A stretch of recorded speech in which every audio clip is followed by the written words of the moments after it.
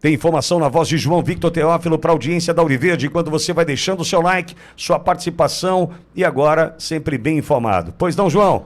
Tenente-Coronel Mauro Cid afirmou que o ministro Alexandre de Moraes acredita que Jair Bolsonaro acabou com a vida dele e que, por isso, buscaria vingança.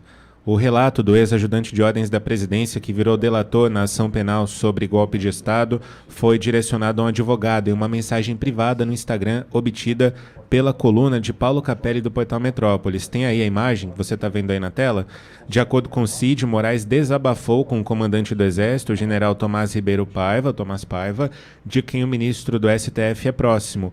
Tomás, por sua vez, teria repassado a conversa que teve com o magistrado ao também general Lorena Cid, que é pai de Mauro Cid.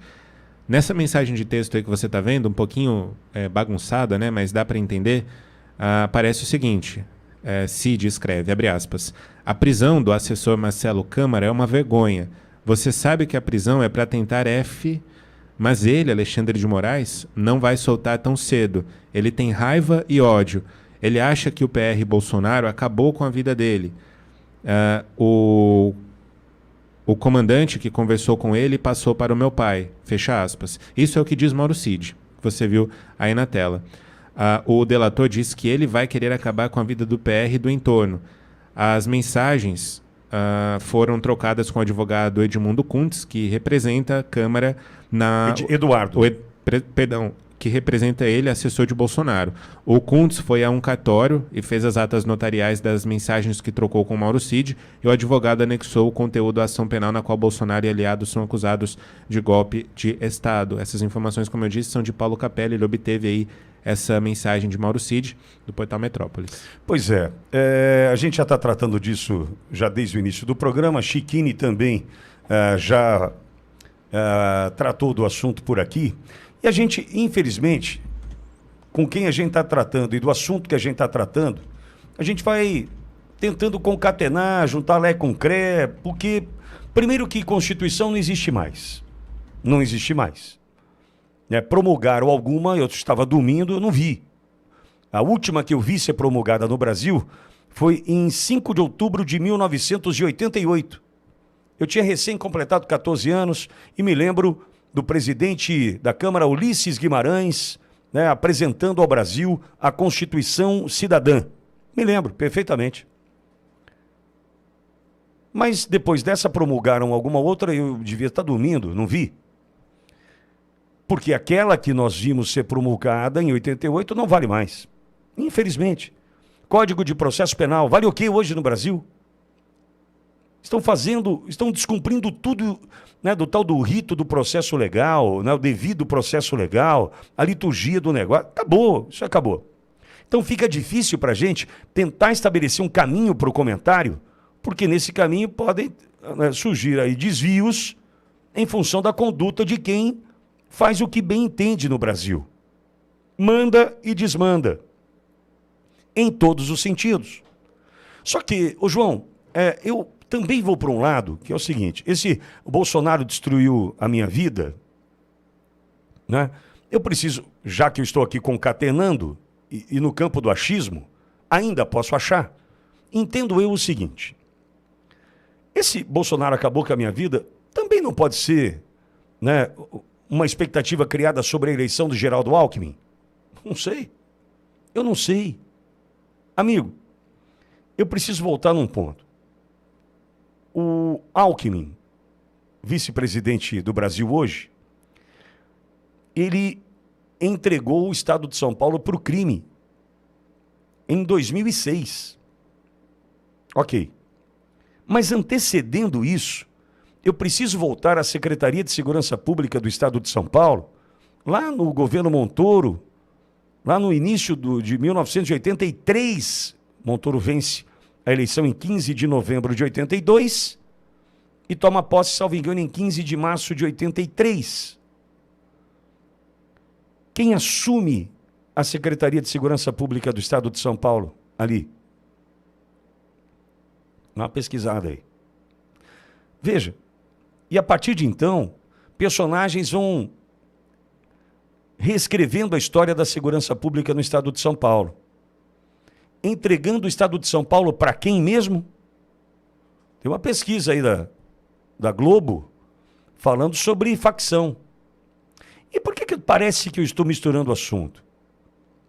E eu não estou. Eu vou tentar ser mais claro.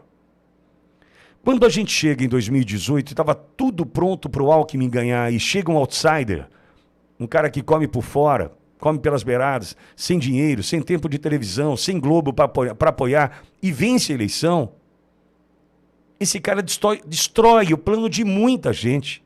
De muita gente. Embora esse cidadão que diz que o presidente Bolsonaro destruiu a sua vida já estava numa bela cadeira, sentado ali numa cadeira, repito, do Supremo Tribunal Federal. E tudo isso aqui no campo do achismo, porque a gente está partindo da fala do Mauro Cid. E eu não posso ser aqui incoerente, porque se em algum momento eu acho que o Mauro Cid mente, por que ele não pode estar mentindo com relação a isso também? Eu não posso ser incoerente. Né? Eu não posso pegar para mim só o que me interessa. A gente está ouvindo uma fala de quem até aqui se mostrou um verdadeiro mentiroso. Mas aí, essa fala agora serve?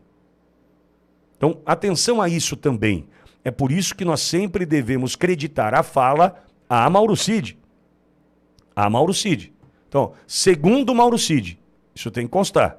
E a gente precisa lembrar do que Mauro Cid é capaz. Ali no interrogatório, na condição de delator, ele não pode mentir, diferentemente dos demais, mas na condição de colaborador, ele não pode mentir. E mentiu, segundo as redes sociais, a esposa. Certo? Certo. Então, será que esse destruir também não é destruir planos daquele sistema que queria tomar o poder? Não, Pitori, eu acho que pode ser simplesmente porque o presidente Bolsonaro, em especial, naquele 7 de setembro de 2021, escancarou, né, o que pensava sobre, em especial, os ministros do Supremo, mas toda a mensagem dirigida a Alexandre de Moraes. Então, essa história do ódio, de não gostar, tal, chega a um ponto que é comum, independentemente da conclusão que a gente venha a chegar. Pode ser por ter destruído planos, pode ser por ter inviabilizado a vida social, pode ser o que for. Pode ser de algo de maior ou menor relevância, não importa.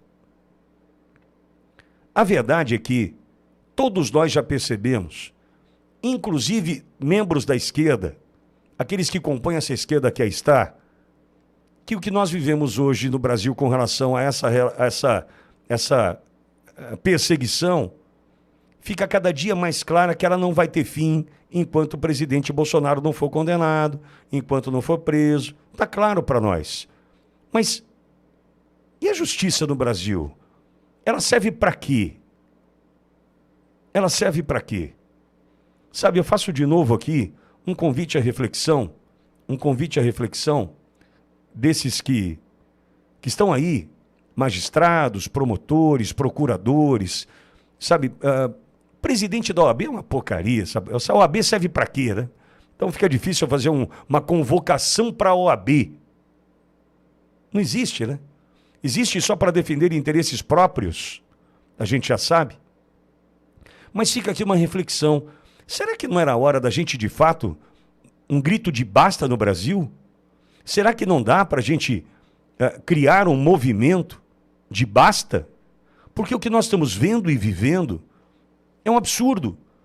Confirmada essa conversa, já registrada pelo advogado Eduardo Kuntz, mas confirmada essa versão de Mauro Cid, esse ódio de Alexandre de Moraes por Bolsonaro, a perseguição implacável de Alexandre de Moraes diante da família, por todos da família Bolsonaro, sabendo que isso é perseguição, sabendo que isso é para vingar um ódio, a gente vai deixar?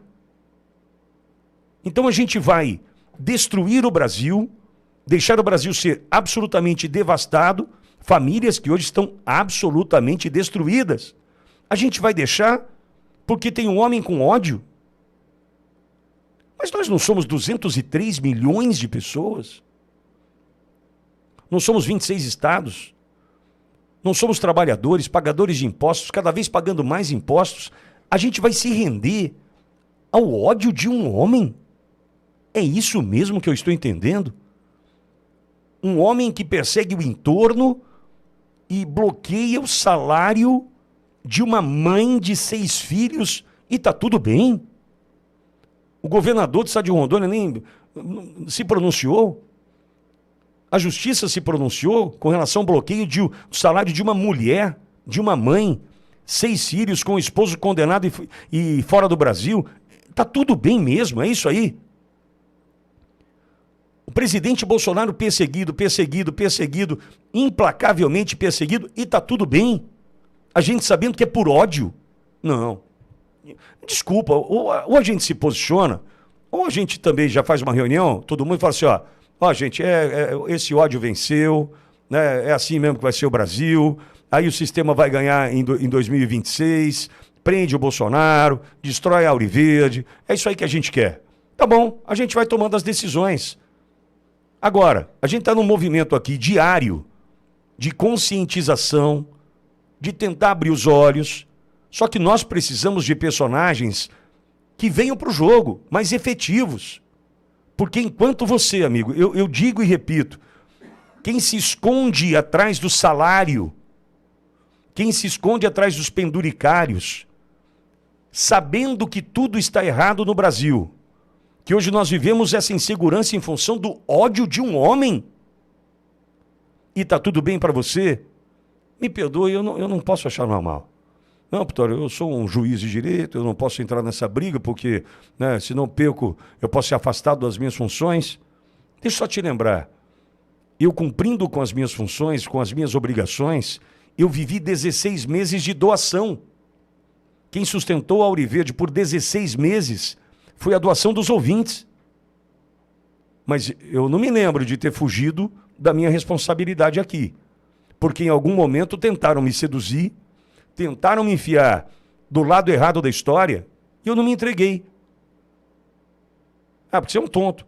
Ok, prefiro ser tonto, né? Do que dormir do jeito que você tem dormido aí. Sabendo que estão fazendo o que estão fazendo pelo Brasil por ódio e a gente aceitando. Não dá para aceitar, me perdoe. Eu não consigo entender, né? Olha, por ódio destruíram o Brasil. Tá, e por ódio não tinha um homem, não tinha um grupo, não existiam líderes para a retomada do Brasil? Não, eles preferiram ficar com seus salários em dia. O nome disso é covardia.